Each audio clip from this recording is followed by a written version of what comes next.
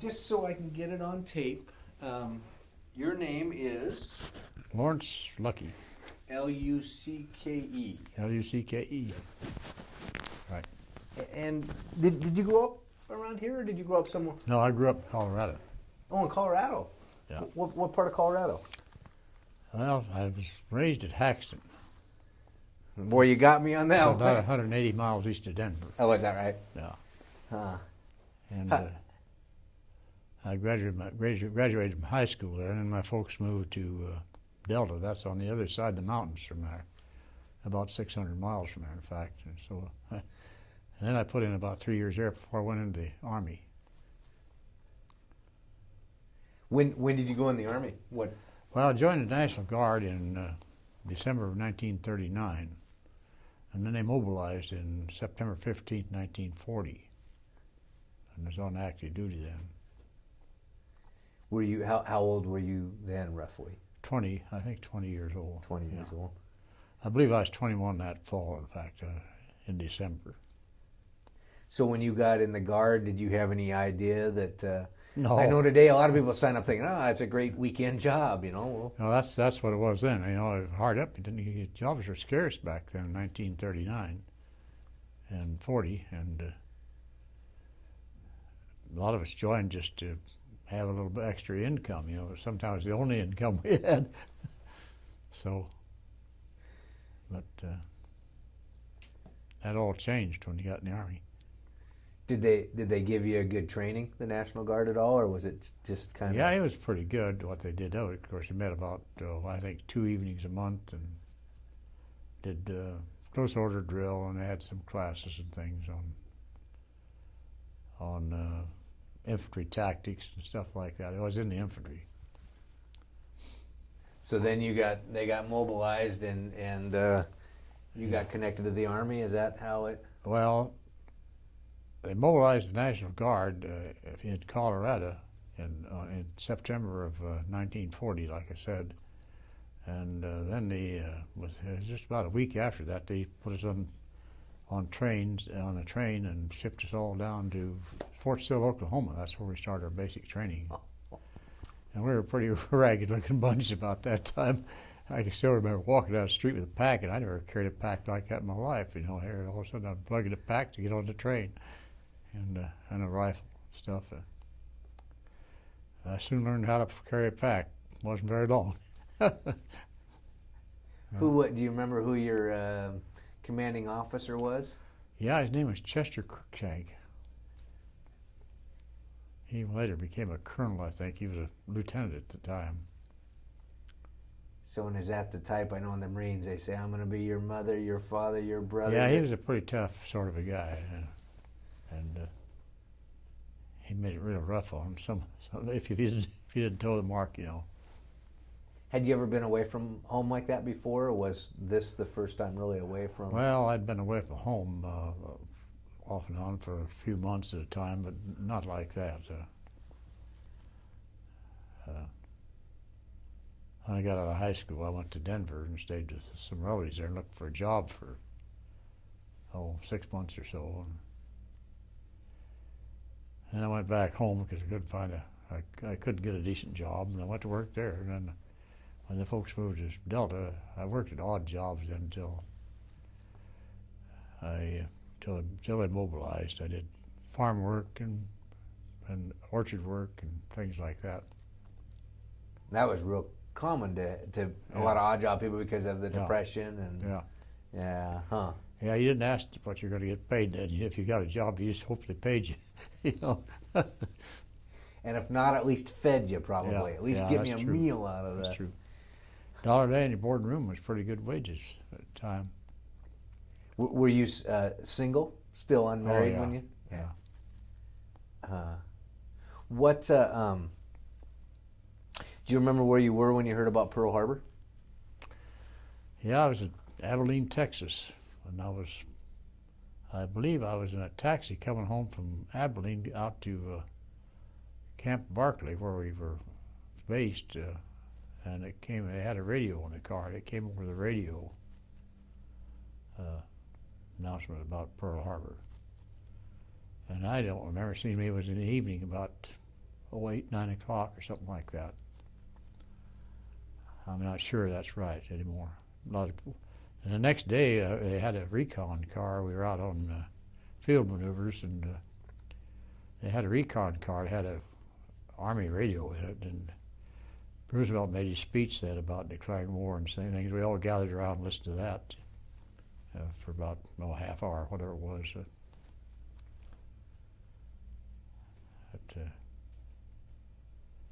Yeah, that's when I realized that I was in the Army for a while, because my listing read duration 6 months. So there I was.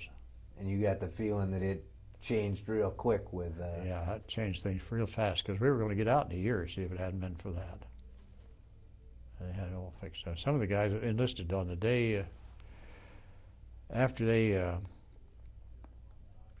mobilized at Delta there. Before we left, a lot of guys volunteered in, and they got in on 1-year listings, enlistments.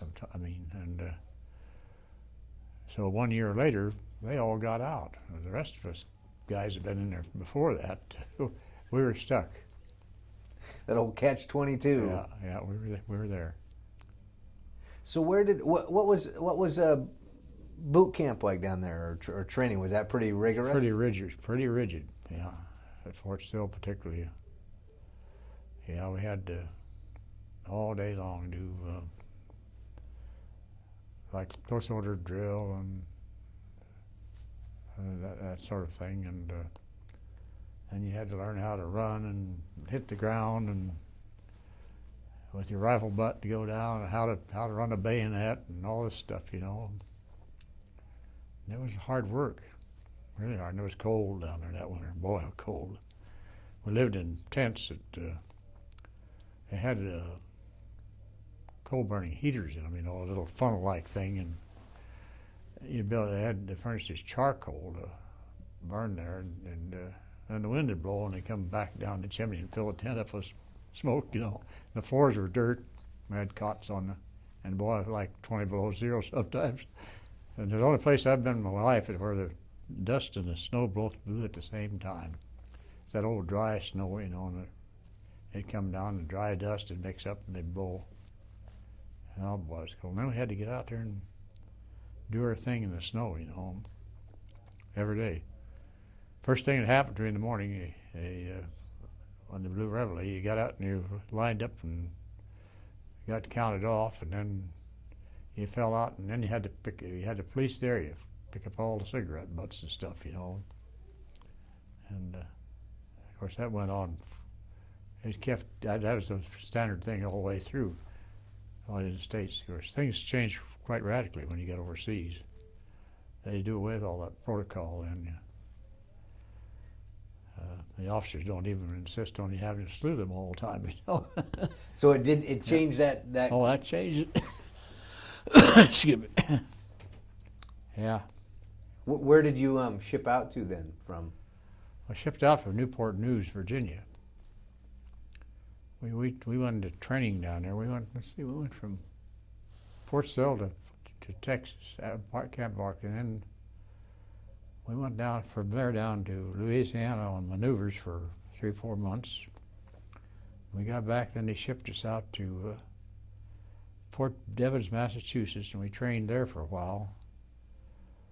Maneuvers and this sort of thing, field maneuvers. And then we were shipped to Pine Camp, New York for winter training, and that cold place.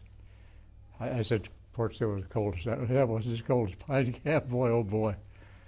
It was really cold. And so then from Pine Camp, we were shipped to a place near Roanoke, Virginia. I think we called it Camp Black. And we trained some more there and we thought we were going someplace where it was going to be really cold, because this is all kind of winter training. But what we started doing there was ship to shore landing stuff. We had to go down the nets and land on a little island there, and then back to the ship and up the nets again, and with all your equipment stuff. Learned how to get in a landing boat and go do this, see. Well, then we knew that we were going to be someplace where you're going to be using a landing boat at least, you know. And so they put us on, I think we were there about 3 weeks, maybe a month doing that. I don't know, time flies pretty fast. I don't remember anymore. But they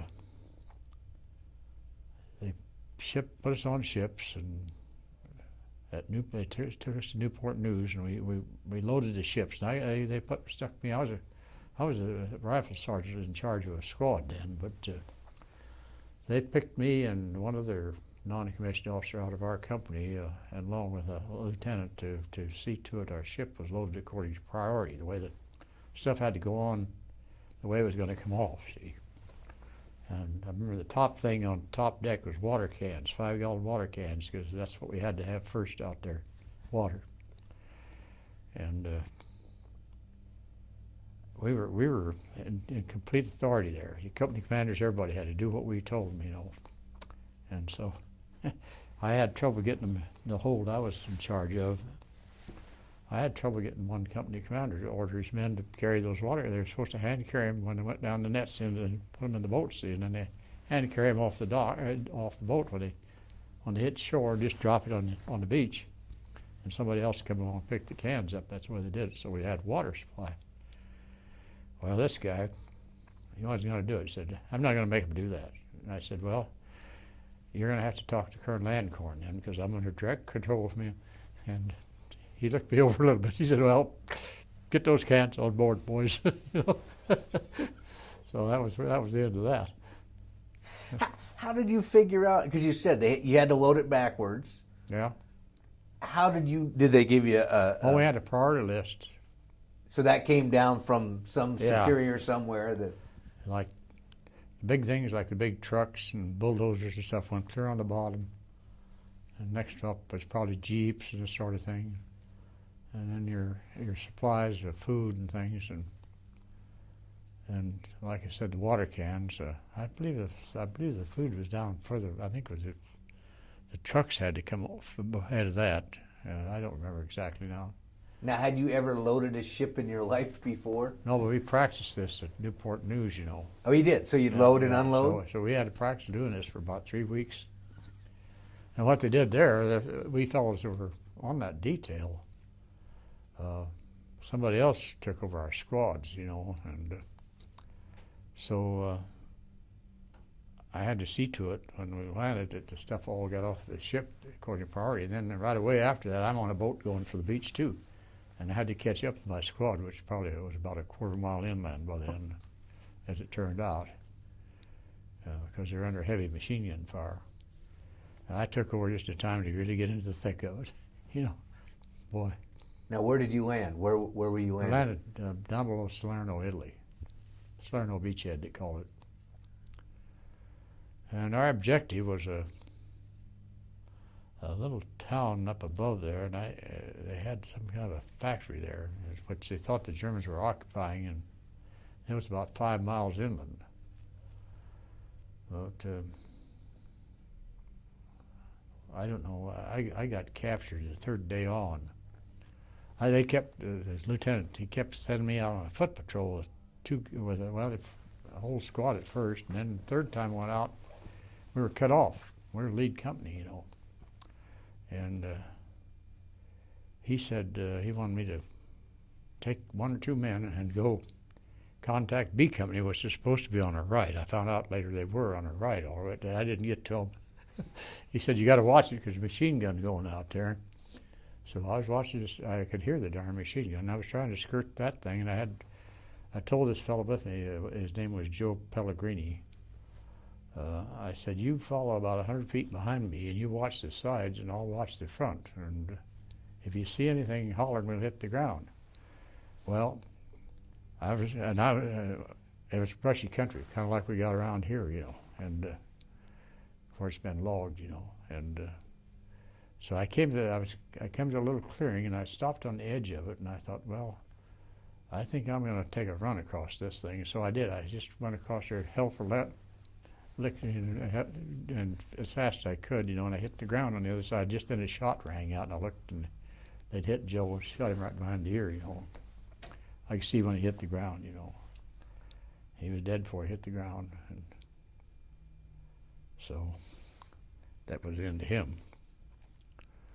But anyhow, I was laying there, and I had my M1 rifle, and I had a box full of grenades, and I was trying to figure out what the hell are we going to do now, So, because I couldn't figure out what had happened. If what had happened, I found out afterwards, we walked right through a squad of infantry, German infantry. They had these camouflage suits on, which we didn't have, And they were sitting in the bushes there, and they just let us go on through till they saw how many there was of us. And that's the old infantry tactics. You wait to see the last guy, and you shoot him, and then you try to get the other one. But I just did it just exactly right to keep from getting killed there, But Joe didn't.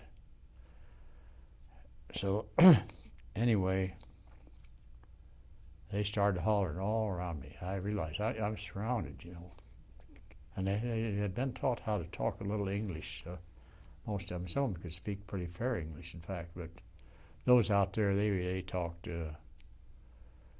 like they hollered, "Kamut, Kamut," and "Hands up." It wasn't good English, but they'd been taught enough to ask to surrender. So I thought, well, I better stand up and take a look. And so, because I was in these bushes, and they were, I laid my rifle there. I thought, well, if I can make it, if it looks like I'm going to make it, I'm going to reach down and grab my rifle. I'm going to make a run for it. So I stood up and looked, and right across this bush, about 10 foot from me, stands a great big German with a machine pistol, and I'm looking right up the nose of it. He says, "Come out." So I came on out, and I had a little trouble trying to explain to him. I had my shirt pockets had grenades in them, and I wanted to take him out of there, but he finally understood what I meant, because I didn't want to pull him out of there, before that. So I never got to use the grenades. If I could have known what I was faced with, I probably could have, but I didn't. I didn't dare do it unless I knew where these guys were exactly, and I didn't know.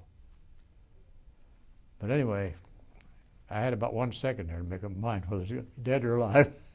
I knew, I saw guys get shot with a machine pistol, and they go, brrr, just like a sewing machine. They make a hole about every inch. They just swim,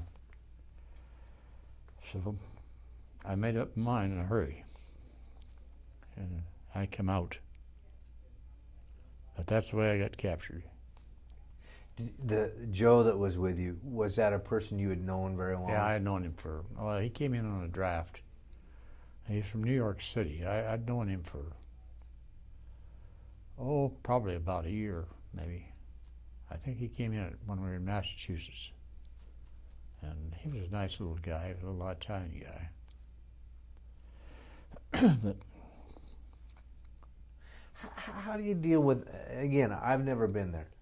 In fact, with all that's going on in the Middle East now, and I was too young for Vietnam, so I didn't get drawn up into that. But with what's going on in the Middle East, I running through my mind, if I were called, what I would do and everything. How do you deal with that aspect of war? It's kind of hard. It's been 60 years, it's still about.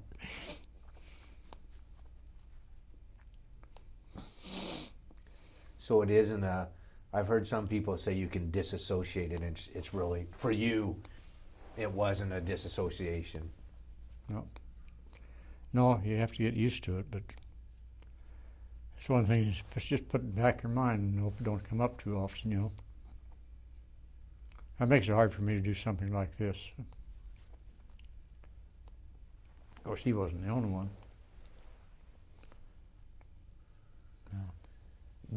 When they captured you, where did they, first of all,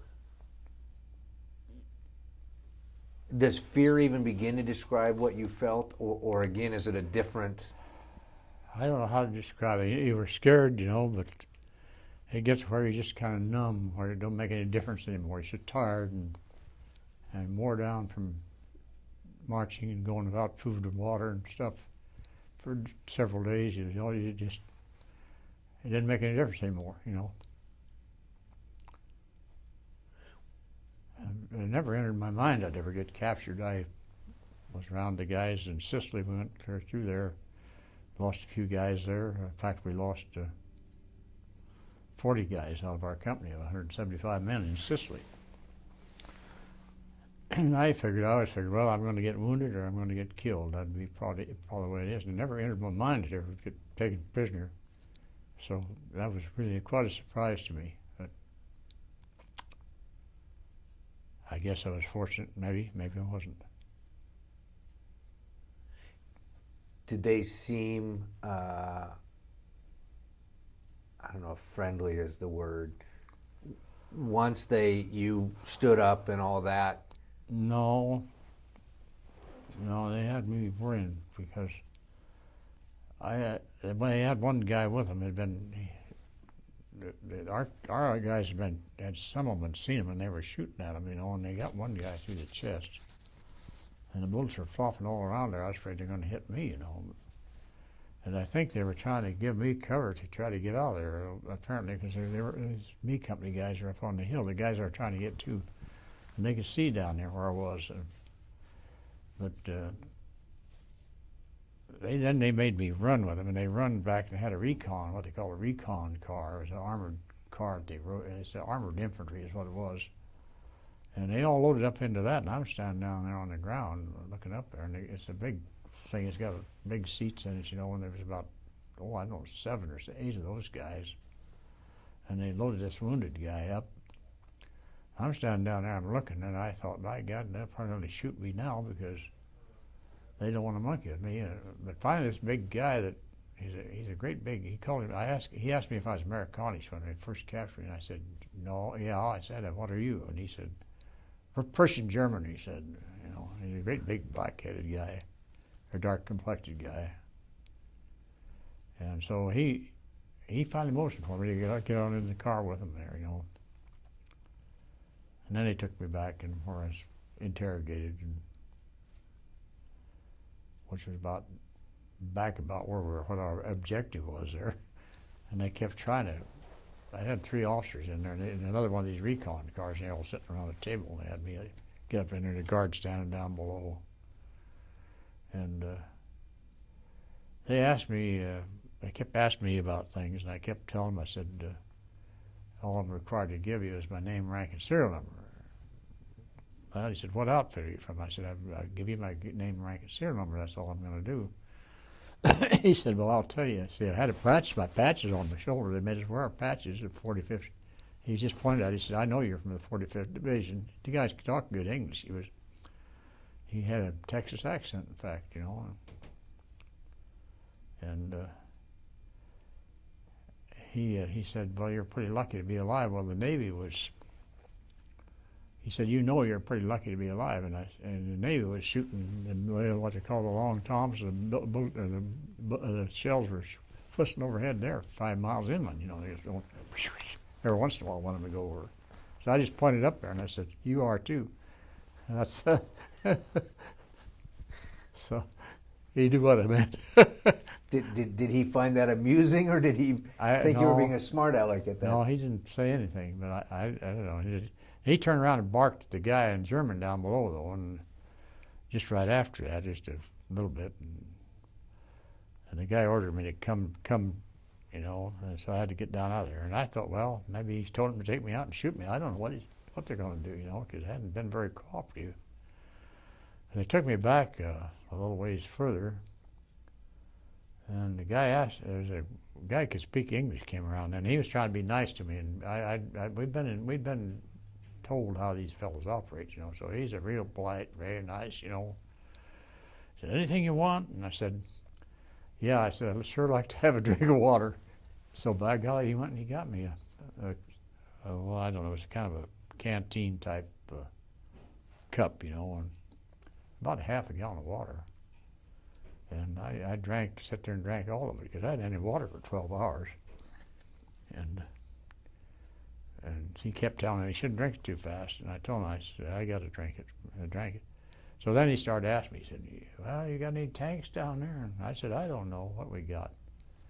He said, well, you got ships out there. And I said, yeah, that probably is what you're thinking about. They're shooting over here, but I knew we had tanks, but I wasn't going to.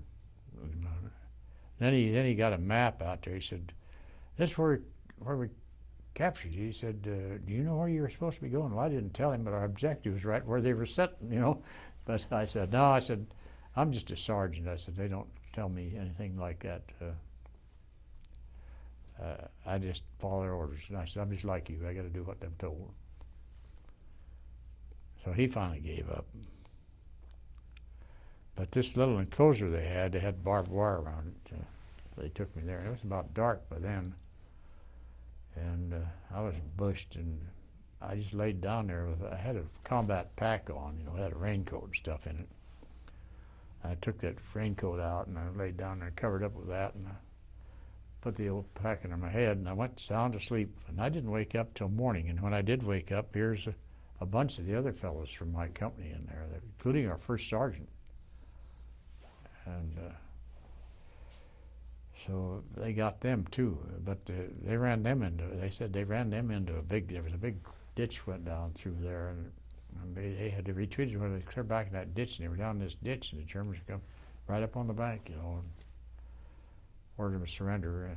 They shot some of them. I don't know how many of them anymore of my company.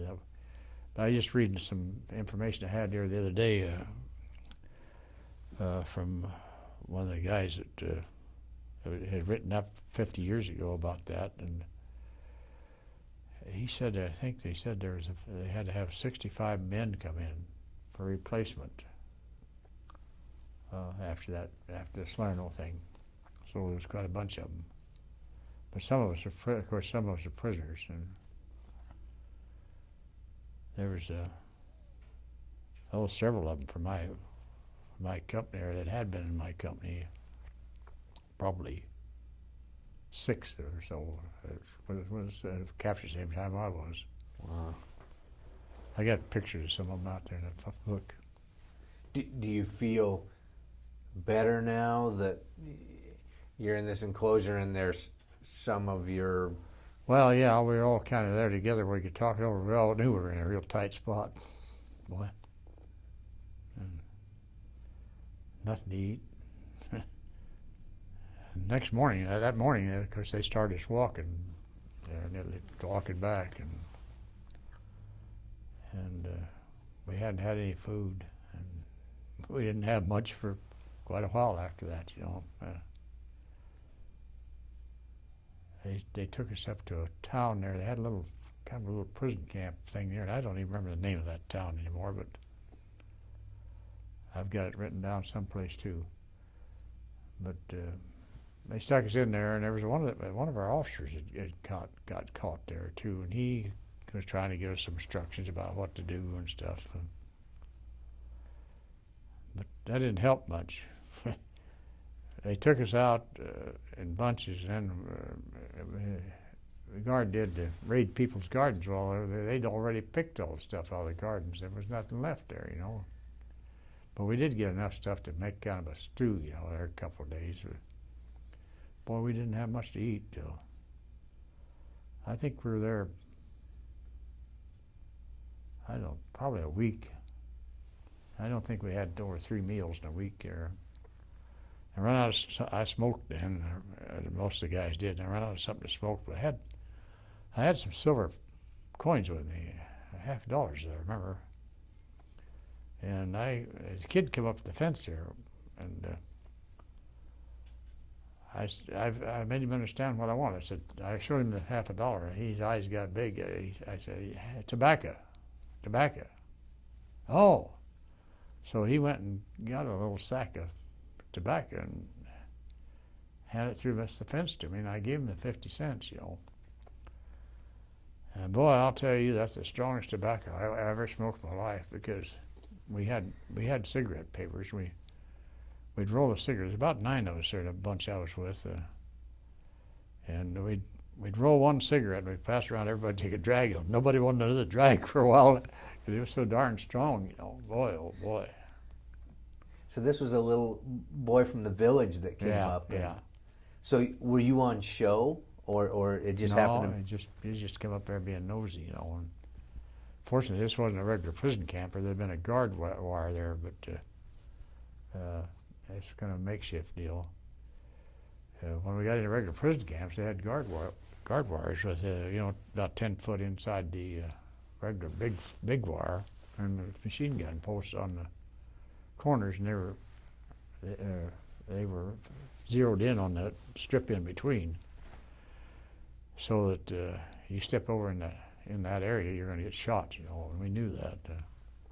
Where did you end up in when? Because they just kept marching you, right? Yeah.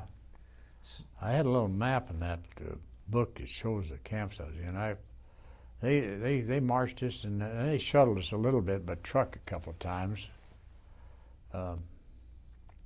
for a few miles, but we walked about half of it, I guess, up to the northern part of Italy. And we were several days getting up there where they finally stuck us in another prison camp there.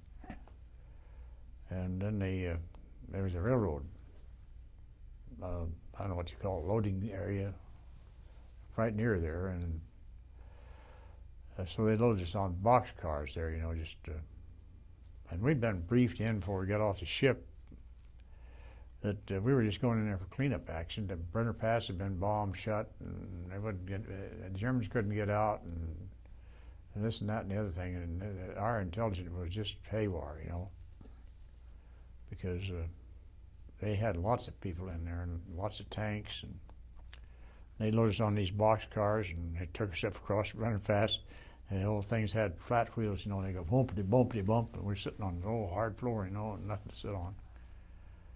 And no coast. This was in October, see, I'm getting along in October. And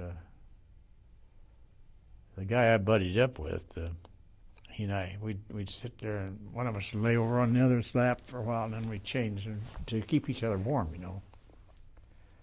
And that's where we got across. Boy, we'd have froze to death if we hadn't done that. I mean, it wouldn't froze to death, but we'd have been darn cold. Was there This is in the fall, going across the Alps, you know. Was there any conversation in the boxcar, or was it just? Oh yeah, the guys talked about things. Do you remember what? Mostly about food. Trying to think of something you wouldn't like to eat. That you wouldn't like to eat? Yeah. Oh, versus thinking, oh, I wish I had. Yeah. Huh. Try to think of something you wouldn't eat, and you couldn't think of a thing you would eat. We even thought about eating our darn shoes, you know. We had leather shoes.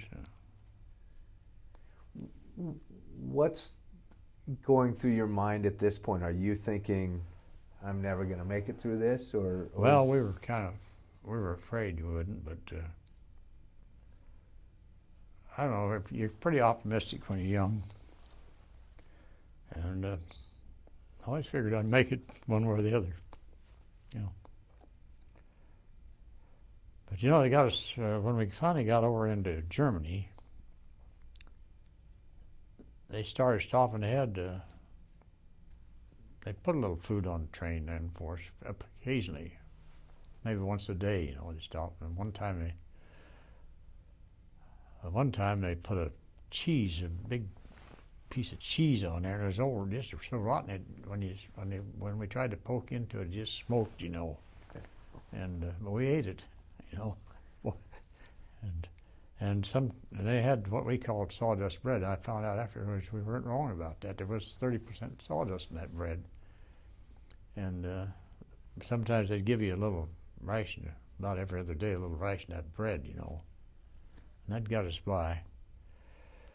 And then we got into, I think it was Hammerstein, the first place I was, just for a few days. But there we got Red Cross parcels, which was quite a shot in the arm. They had about 5 pounds of food in them, but we had to divide it up with 2 to a parcel. And I think they gave us 2 of those before we left there. I mean, we had one time, and then a few days later we got another. So we had a little bit of food there to kind of get going on again. Do you remember what type of food was in the? Oh, they had Spam, a little can of Spam, and sometimes a little can of liver paste. It varied, and There was a little package of powdered milk, as I remember, and some crackers and things like that. There was a little bit of chocolate. There was that old hard D-bar. I don't know if you ever ate that or not. The Army has it. It won't melt, you know. And it's not very good, except when you're hungry. Yeah, boy. But yeah, we finally got. If they shipped us then from Hammerstein down to, I don't know, there's another prison camp. We were in 2 or 3 different ones for maybe a period of 5 days to 10 days. And we finally wound up at Furstenberg on the Oder River. That's southeast of Berlin, about 65 kilometers. That's where I was for about 18 months then after that. So I was in there altogether about 20 months, something like that. From September 13th, 1943 till June 3rd, I believe it was, in 45. So. Do you know why they kept moving you? Was there a reason they kept moving you? Or? Well, I don't know. I have an idea. It had to do with transportation.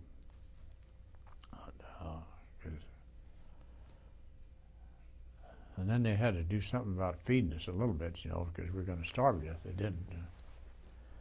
So I think they dropped us in the first one to just kind of get us back in shape so we'd live a little longer. And of course, every time we got on a train, then we went hungry again for a while. But when we got into Furstenberg finally, we did start getting Red Cross parcels there for a while, fairly regularly. But they weren't, you know, 5 pounds of food. You could eat that. And that's tin cans and all. You could, one guy could eat that in one day, you know, because they'd always make us divide up, one with another guy. So you round up with 2.5 pounds. And there's a few cigarettes and a little bit of coffee and stuff like that in it too. What do you call it? Coffee is you just pour hot water on it. Oh, the instant, like coffee. Sanka type of. Yeah. Wasn't very good. Did the packages look like they had been open and pilfered at all, or did they come? Sometimes they did, yeah. But we found out later. I tried to escape there twice, and I got over in a French compound. And I found out where a lot of our stuff had been going. The French, you see, were on their honor, and they could come and go in the prison camp, but they had to work in town. Well, this was non-commissioned officers' camp, so according to the Geneva Agreement, we didn't have to work unless we volunteered. But the Germans would come in, and they made it real clear to us that if you want more to eat, you're going to have to work. See, if you volunteer to work, you get more to eat. Well, naturally, what they were doing, they taken the Americans that did work, they took them out and worked them on the farms. So they got, you know, potatoes and things that the rest of us got. I refused to do it. I guess so did most of the rest of the guys, but a few of them did go, you know. And so they made out better than the rest of us. But I wasn't going to help them win the war if I could help it, you know. So, but anyhow, what I started to say about getting over the French compound, I had heard from a guy that got out of prison camp that way. He got over there, but he could speak Italian and quite fluently, and he could also talk to the Frenchmen. So he had enough of that he could talk to the French guys. And he got over, and he found out that every so often they got furloughs, just like you do in the Army, to go down and see their folks in France, and then they had to come back, you see, and work. So he got a hold of one of these papers, and he got over there and he traded some things he had, his American clothes and stuff, for a French uniform, and he got one of those papers, and by golly, he got out. He got down to France, and he hit the underground, and they shipped him over to England. He wrote back. We got it through the Red Cross, you know. He was out, see, and so I thought I'd try that. Well, I can't speak it. I can't even speak good English. So but I did. I got. I put on I had an extra shirt or two, and that I got through the Red Cross over a period of time there, and I had saved up some of these darn D-bars that come in in the rations because I couldn't hardly eat those anyway. And they had some little bars of soap they put in there, and I had a few of those. So I went over and I was going to try to trade some stuff for a French uniform and get a hold of one of those passes, but I got over. I couldn't make anybody understand what I was saying. See, so I was going from. I thought, well, I'll try another barracks. So I was going to the back of one barracks over to the other, and they were about as far apart as from one wall here to the other. So I was just going across. Who should be coming? Here's a big German sergeant with a police dog on a bicycle, down through there, and he halted me. Halt! And I said, what's los? He said, you Americanisch. I said, nay, Franciscan. He said, no, come. So he made me walk ahead of him up the road, and they took me up to the headquarters there, and they threw me in solitary confinement for 2 weeks. Well, it didn't make a heck of a lot of difference. I wasn't getting anything to eat much anyhow. And all I had was a ration of bread every other day and a little soup, a really big soup in between. And so I put in 2 weeks. It just happened. Both times I did that, it was right during a holiday. This stuff was put in New Year's and Christmas that one year. And I think it was New Year's I put in the next time. I tried it. Both times I got caught with the same guy. So I gave up on that. But what I was going to say about clothes and things that come from the Red Cross, I was wearing an old pair of German shoes. My shoes wore out. And they gave me an old pair of German boots that didn't fit me good or anything. And my feet were really giving me a lot of trouble because my ankles were starting to turn on me. Then I didn't know what was the matter, but it's part of this problem I got now, see. And so I get over there, I see, heck, these guys are wearing new GI shoes. And I get to looking, some of them got American GI clothes too, shirts, and overcoats, and things and stuff we weren't getting. The Germans were giving us their old junk, and they're giving the good stuff to the French, see, because they were working. And that was one other thing we got penalized for. But so that was the problem. So this was a lot of stuff that was coming in through the Red Cross, and you might be sent to So that's the reason we were having to divide one parcel up between two guys, maybe get one every 2 weeks or something. See, they were sending enough stuff in there that we probably could each had one a piece every week, but we weren't getting it. They were giving it. I think they were taking some for themselves too, probably, because the Red Cross really didn't have too much control on it. What happens to it after it gets into Germany? How come? So you think they like the French better because the French worked? Is that? Well, I don't know whether they liked them better or not, but they just they gave them a better break because they would work. See, and I don't know just what the situation was because they were just like they were kind of like they were still soldiers in the army in a way, but they had to come back to prison camp every night. But their gates were open; they could go in and out. But I guess they had it fixed so if they could catch them real easy if they didn't come back, if they went. That's where war gets pretty But nutty. There's the other story, there's a Russian compound there too, and there was a bunch of those fellows in there. Which is that now? The Russians had it was next to ours. So they had Russian, French, and there was Italian. There's some Italians in prison camp there, and then the Americans. But I used to go out and watch across the fence there. The Russians didn't give their soldiers any shots for anything to vaccinate them against tetanus or any of the things, smallpox or any of this stuff. When we were before we came overseas, even we had to have all those shots, And I was sure glad I had them because they were dying over there every day from tetanus, lockjaw. And every morning they'd pack maybe 5 or 6 or 7 or 8 out. The other guys would be carrying them out to bury them, because they died. Because there's about 25,000 or so in there, Russians. And they weren't getting very little to eat either. They just starvation diet. We were getting a little more than they were, not much so. I still can't eat rutabaga soup. They boiled those old rutabagas up, and they were tough and they didn't taste good. Sometimes they had a little meat in them. I think it was horse meat, because I got in the kitchen one day there and I could hear there's a horse's head floating right in the middle of the stuff they're cooking, eyes and all. And then they had some kind of a grain, I don't know what it was, that they put in there, and it had maggots in it. And when they cook it, these maggots all come to the top, And I know I'd been in there about a year or so in that camp, and here's some guys from the Air Force got captured just a few days before, just a few days after they were captured, they put them in our camp, so I'm trying to say. So I was sitting at a table with a couple of these guys, and we got that soup. One of them looked at it, and he said, "Are those maggots floating around there?" And I said, "Yeah, they are." And he said, "I can't eat that stuff." I said, "Well, you haven't been here long enough." I said, "Pretty soon you'll decide that's just fresh meat and you'll eat it." But they wouldn't eat it.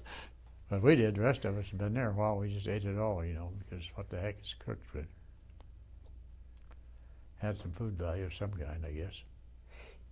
If you smell rutabagas cooking today, does that... Yeah, I don't care for them at all. Does it bring back... Yeah. I mean, can you kind of memories of the camp, or is it just... Well, I can remember how that food was, But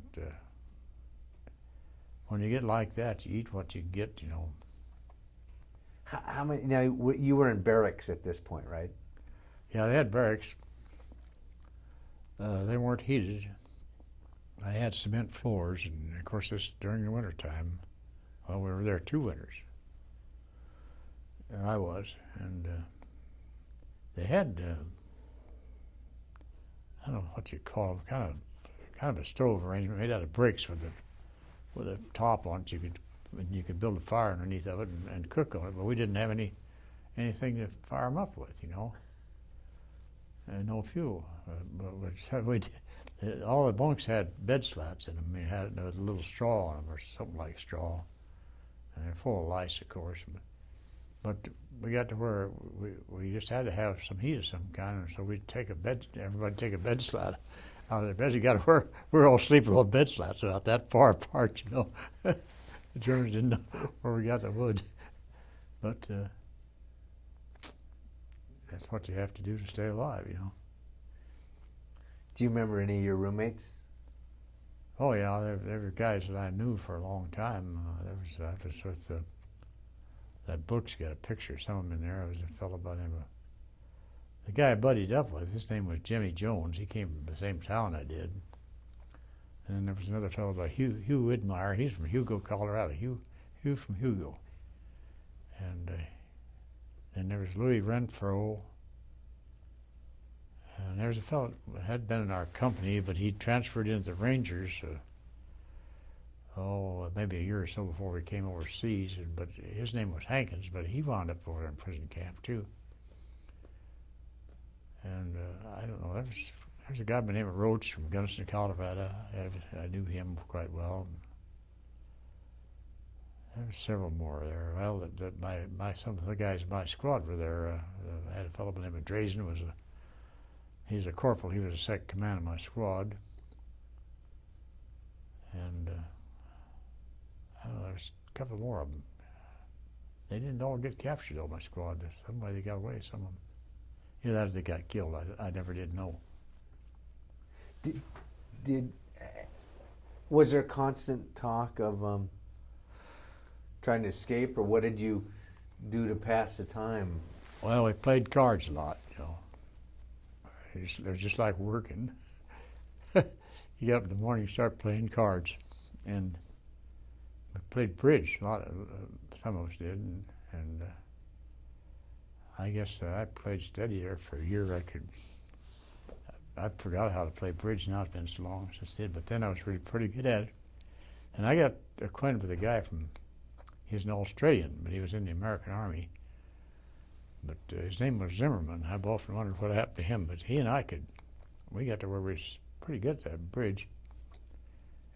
We could just bid a few times. We knew exactly what each other had. we do just the way we acted, the way we held our hand or something. And we cleaned the whole camp there. Had a bridge tournament. Barracks, there's about 6 barracks, I think, and maybe 300 or 400 people in each barracks. I don't remember anymore. But anyway, we won the tournament in our barracks, and then all the rest of them had a playoff, and then we had a playoff, and we won the whole darn tournament, you know. 2 of us, but I can't play bridge like that anymore. I'm not smart enough anymore. What did you guys play for? Did you play for cigarettes or? Sometimes. And sometimes we just played to see who'd win, you know. If we hadn't have cigarettes, once in a while we'd have cigarettes, but he'd put up a cigarette there. That was just like playing for gold, you know. Did you get mail from home at all while you were in there? Got some. A couple of those envelopes I had in there. What was that like, getting mail from home? Was that helpful, harder?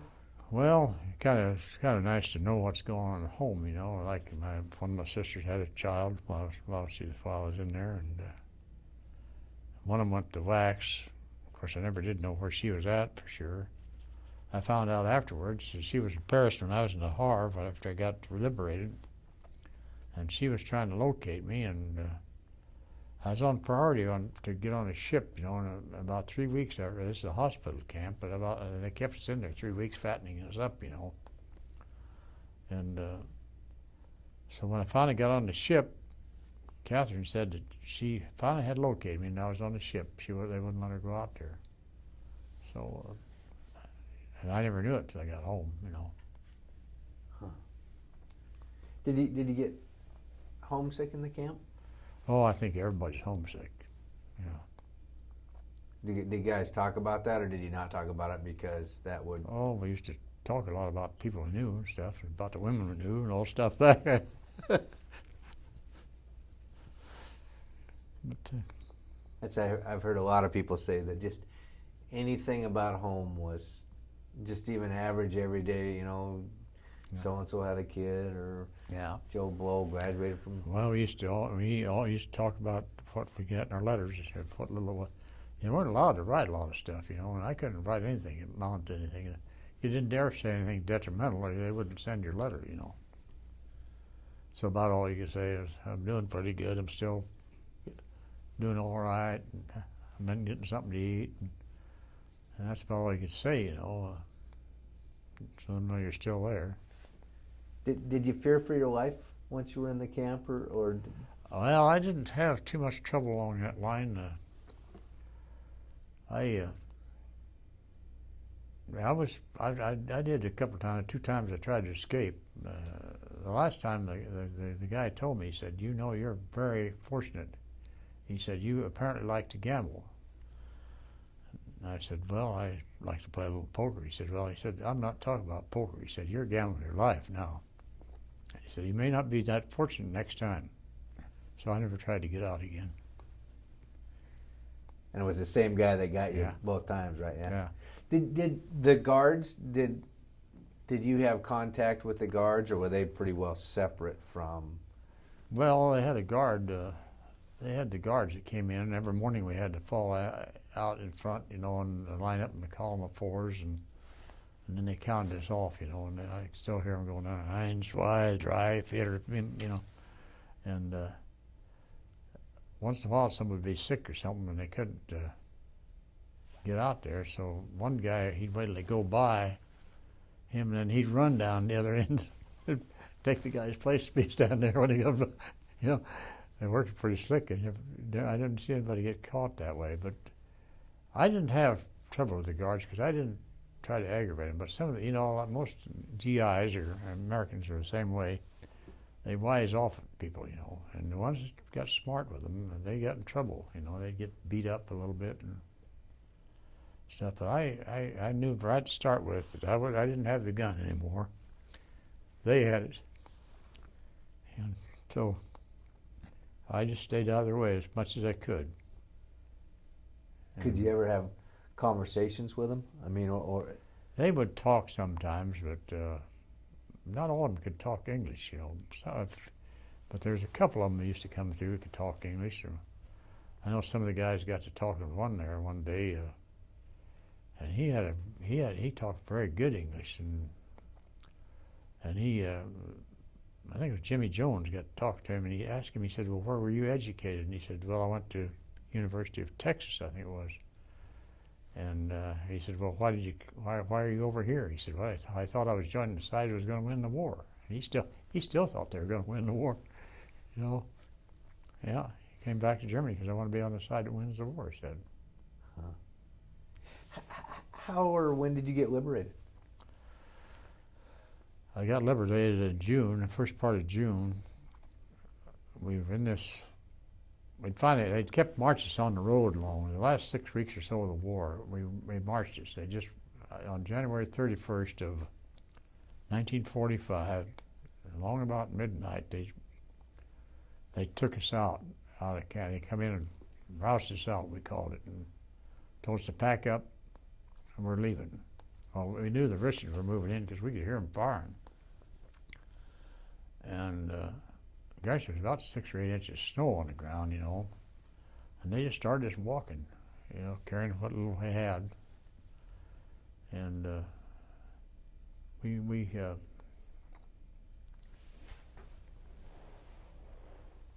we walked all that night, as I remember, and then they run us into, and all the next day, except for they let us stop and rest a little bit once in a while. As long as you kept moving, the civilians were moving too. And some of those could talk pretty good English. I got to talking to a couple of women. I asked them where they were going. They said, we're trying to get to the Elbe River because Patton's there, they said. I said, well, how far is that? And they said, well, they told me at the time, I think it was about 100 kilometers, something like that. And so I told this guy, I got separated from Jim Jones there some way when one of the little prison camps we were in. A lot of the guys had real sore feet, and they said, well, you guys that don't have sore feet, you're going to have to go to a different camp. So they took us out there, and I happened to be one of them they picked to. So that separated us. So on this walking thing, so I wound up with a fellow from Texas by the name of Bob Williams, and he and I kind of buddied along together then, you know, and I told him we had GI overcoats. One thing we did have, the Red Cross had got to us. And I told him, I said, well,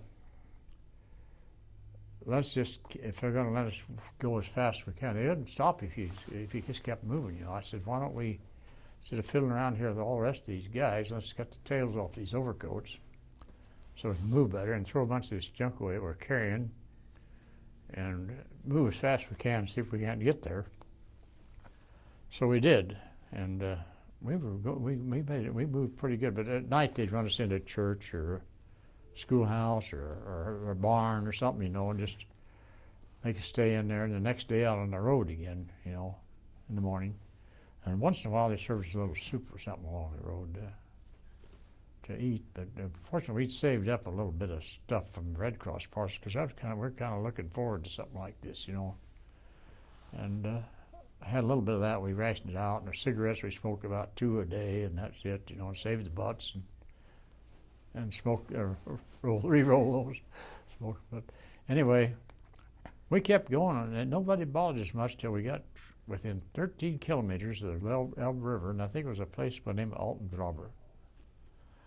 I believe that was the name of the town. It was close to there, and they ran us into a prison camp there, and this was one big camp with a whole bunch of Russians in it. And there was just 800 of us, English and American, that were in that group that they had taken out of the other camp. And as they came along, they gathered them all up and brought them in there. So we're all back pretty much together again. Well, the next morning, they take us out. They line us up out in the street again. And I said, we're going to start walking again. And about that time, here came an Englishman with a box. And he threw that box down. He jumped up on it and he said, I'm from Allied headquarters. He said, you fellows are all under orders to stay where you are. You're not to leave here. So I yelled at him. I said, what the hell are we going to do? I said, they got the guns. He said, they're not going to have them much longer. He said, my men are talking to them right now. And he said, if you want to take a look. Sure enough, here's some guys in GIs in fatigue uniforms, they called it. They were talking to him, and these old guards, their guns were just drooping, And he said they know what's going to happen to them if they give us a bad time here. He said, I'm taking over this camp. He said, I was dropped in here last night by parachute with these fellows, and he said, we're in charge here now. And he said, we're going to have you go back where you were last night, and the same German guard's going to be on the gate yet till they come in after you. I still didn't believe it. I just thought it was nuts, But we went back there, and sure enough, in a couple of hours, here comes a Red Cross Jeep along, The guys had Red Cross on one on the Jeep. And there's a little old infirmary there with some sick guys. And they went on down the road to that. I don't know whether there's Americans in there or not, but then I knew that they were coming in, and they had a white flag on, see. And but backing up just a little bit, when this guy's sitting on this box, he said, I'm going to read you fellas something you haven't heard for a while probably. He said, I'm going to read you a British broadcast. So he read this broadcast and told how this area we're in was all surrounded with Americans or Russians. He said, you're all cut off. He said, we're in here under white flag, and the Germans I know we're on a truce in this area, and he said, you'll be put on trucks and transported out of here. So we waited along. About another hour after this Jeep rolled in there, here came a truck with a bunch of rations, and they started throwing those over the fence. And the Russians just mobbed us, And the guys, I told the guys, I said, I stand back. I said, let them have them. There's more coming. So that's what happened. We didn't get any of those, but just a little bit. Then here came a convoy of trucks, and they had a white flag and everything. And they stopped out there, and that's when they told the German guard that he was off duty, and they had us come out there and got ready to load on the trucks. But before they did that, this captain was in charge of the convoy. He reached in the truck. He said, "I'm going to show you fellas something you haven't seen for a while." He held a flag up, boy. Everybody just yelled. Heck. So then he loaded us up. There was about 65 of us to a truck. We were really loaded, just standing room only. He said, we got 80 miles to go to get to the airfield. That was across the Elbe. But he said, the German guards are going with us to escort us. He said, they'll be in the back of the trucks, or on their white flag here. He said, they're to escort us to the Elbe River. Well, we got there, and they started letting the German guards off the trucks, and the guys just got off behind them and grabbed their guns and their helmets and everything and just kicked them on the backside and made them go across the bridge. So that was when we were liberated, and I knew then for sure I was headed for home. They took us back to I can't think of the name of that town. I know what that is. I was thinking of it yesterday. The big airfield there, anyhow, there's just lots of German planes were grounded because our planes had knocked out their refineries and they didn't have oil to run them with. And so these planes were sitting there just one after another. But our people were using them to land there, So they took us in there. They had a barracks set up. We went in there overnight to. Let's see, how was it? The first thing they did was delouse us. Boy, oh boy, I'm telling you, I was just covered with lice. It had been eating me up for all year, because you didn't have hot water to wash your clothes or anything. And I had clean clothes for 2 months, so I had the same old dirty clothes on. I hadn't been able to wash them. And so then they took us over, let us take showers. We still had to put our dirty clothes back on. And then they took us over to barracks and they fed us. And they had rolls of, I still remember they had like wash tubs sitting there with rolls of white bread, French bread in them, And the guys go by and they sneak one under their coat, and act like, no.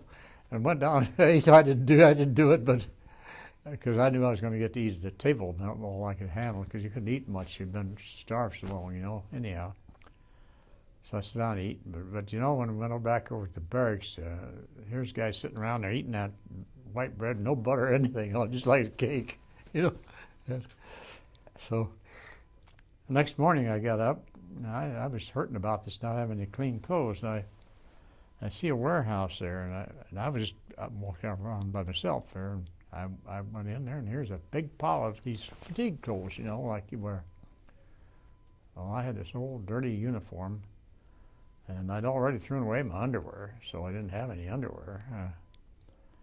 And I thought, by God, I'm going to find me a pair of those fatigue clothes that'll fit me. So I got right up on top of the pile, and I was sorting through there to find my size. And I found a pair of pants to put on. I took my pants off, and I'd already threw them down on the ground, and I was putting on a coat or a jacket, and here came a sergeant in there, and he was real spotty with me. He said, "What are you doing here?" I said, "I'm finding some clean clothes." He said, "You can't take those clothes." I said, "Well, if you want to try to stop me, okay, but I'm not taking them off. You're going to have to take them off from me." And he didn't know what to do, so he just stood there. I walked out with clean clothes on.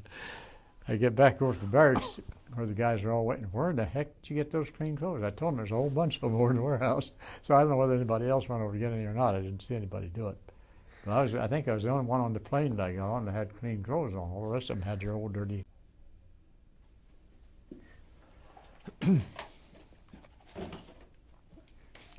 So that was, you got your new, you were the only one with the clean uniform on the airplane then. Another thing was kind of amusing happened. One guy wasn't going to get on a plane. He said, "I've never rode a plane." He said, "I'm not going to get on that plane." Well, I was a sergeant, you know, so I ordered him on the plane. I said, "You get on the plane." And he said, "I'm not going to do it." I said, "You get on the plane, and the rest of us are going to put you on there, because they won't go till we get all loaded up here." So he finally got on there and said, "I never rode a plane before either. I never had been in an airplane. That was back 60 years ago, you know." So he rode it. I told him, I said, "I'd ride this plane if I had to hang on the tailgate back." So they didn't fly too high anyhow. They took us back to Camp Lucky Strike, it was. That's the hospital camp. And then from there they put us on a train to Le Havre. And that's where we loaded on the ships in about 3 weeks later. That was 3 weeks after we got to Camp Lucky Strike. And I got home. We went into, we landed in, or we sailed into New York City, right past the Statue of Liberty. First time I'd ever seen that, too. And I'd been in New York City, but I never did get to go out to see the Statue of Liberty. So I got a real good look at it that day, because we went right by it. I think they did it on purpose, you know. And boy, that night they had steaks, you know.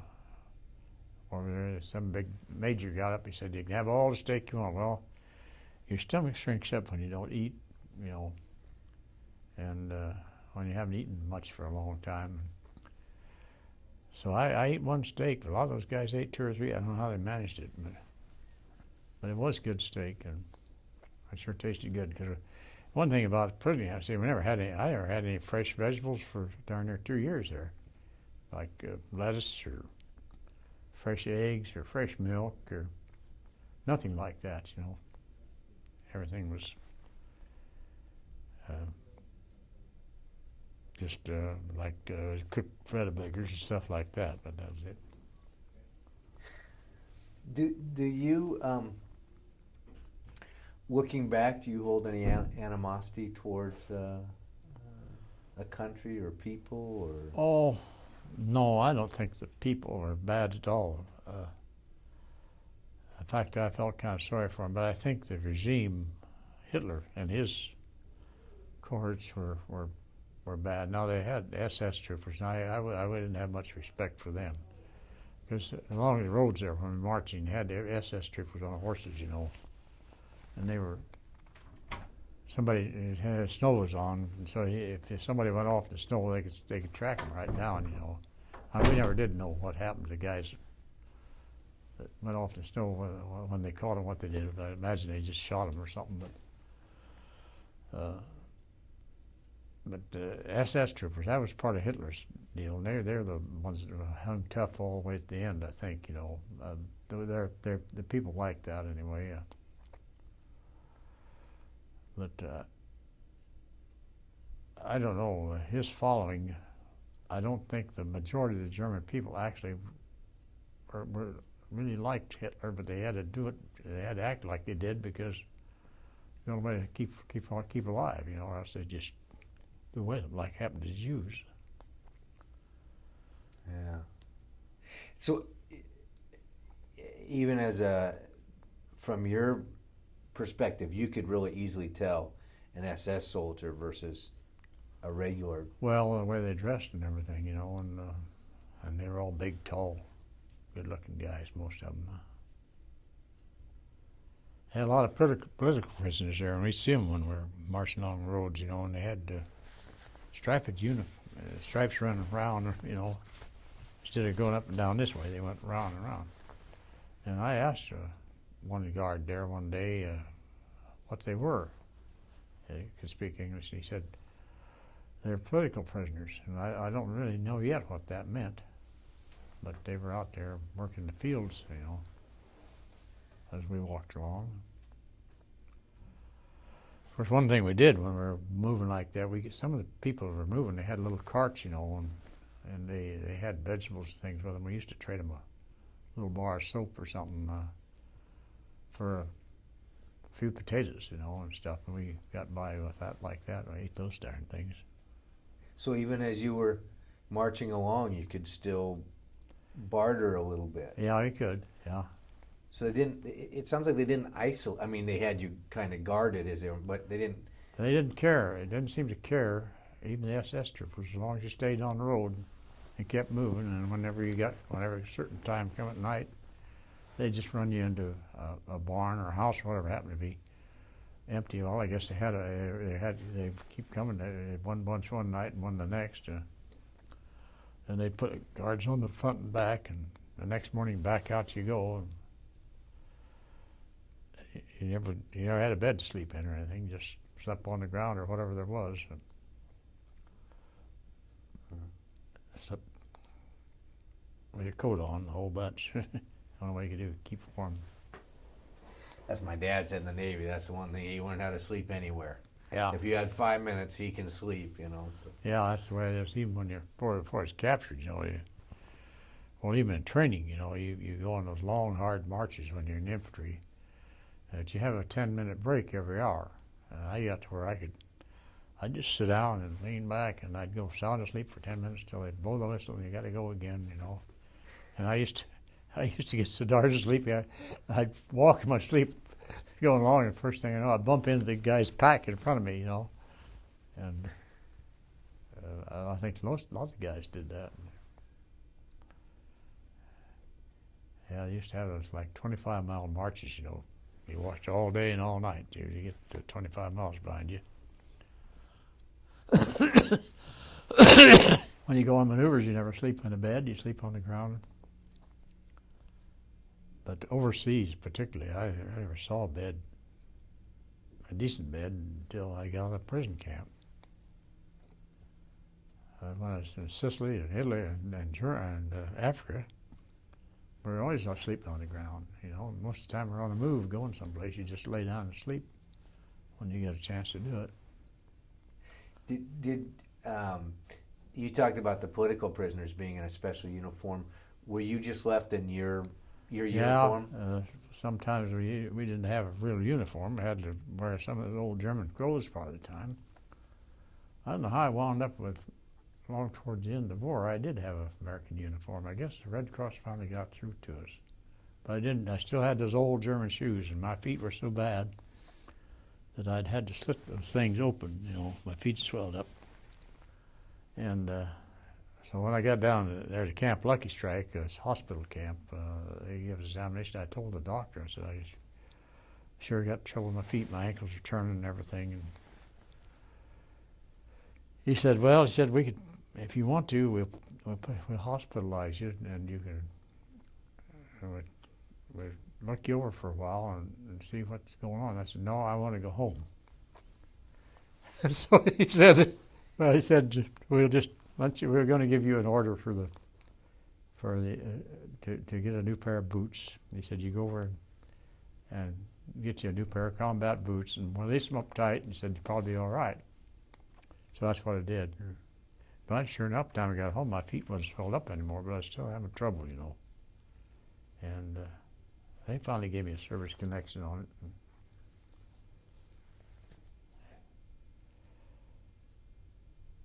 Took a while.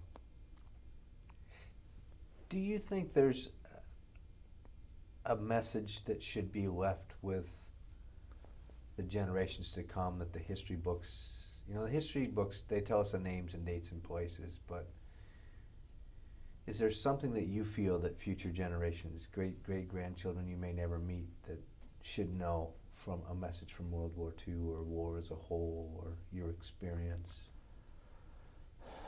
Well, I know I've thought quite a lot about that. I don't think you really solved the problem with the war. But sometimes it's the only thing left to do. Just like now. Because some people, like Hitler, he didn't understand anything except force, you know. And look what he did to the Jews. And that goes to prove. See, the Jews tried to this thing of not saying anything, just go along with it and don't protest. Well, that's where they made a big mistake with a guy like Hitler, because he just kept massacring them. Just sent them in the camps, the gas, whatever they did, kill them, pile them up, and the rest of them would act like nothing happened. And just, I don't know, what was it, 6 million of them or something like that? Dash you in place of that glacier. So I listen to these activists. I read their stuff they put out. Sure, if you get everybody in the world to love each other, that'd be great. But what are you going to do with the guy who don't love you? You know, he's out to hurt you. You're going to just let him run over you, and all you're going to wind up doing is being dead, you know. So I had an old uncle try to tell me I should go as a conscientious objector when I was first in the Army, and he said, "No, you ought to lay down your arms. Everybody should lay down their arms. All the young men should just lay down their arms and refuse to fight." Well, I told him, I said, that'd be fine if everybody do it, but I said, what are we going to do if we lay our arms down and the Germans come on over here and start taking over our country? You're going to just leave our arms down and let them take over? Yes, that's the thing to do, he said. Just don't do anything. Well, I didn't agree with that, and I still don't. 60 years later, is it a memory? I mean, because there's a lot of experiences that I'm sure weren't good experiences for you, and there are friends that were lost and all that. 60 years later, is it something that you can put in the back of your mind somewhere? Yeah, most of the time. Except when I try to get to talking to her like this. In fact, I've tried to write my life history, and it bothers me to even do that, you know. But I'm about to get through the war part. I interviewed one gentleman, and he handed me part of his story that he wrote, and he said, "You notice the day it was written?" I said, "Yeah, 1999. He says, "Yeah, that's when I wrote it, but I've never read it." I mean, he wrote his thoughts down, but that was, he says, a day, he was at the Bulge and some place like that. He says, a day doesn't go by. He was where? He was at the Battle of the Bulge. Yeah. Yeah.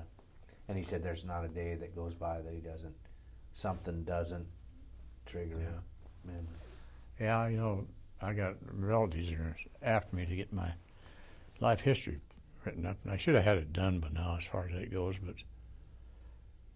I don't know, there's something about it. Every time I get started, I just don't feel like doing it, you know, and I don't enjoy it. I suppose if I've got that stuff together in that scrapbook out there, that's a pretty good portion of it, but I'm trying to longhand it all out. I think I'll manage to get it done. I'm through the hard part now, pretty much, except I keep thinking of things that I probably should have put in there, you know. like you're talking about.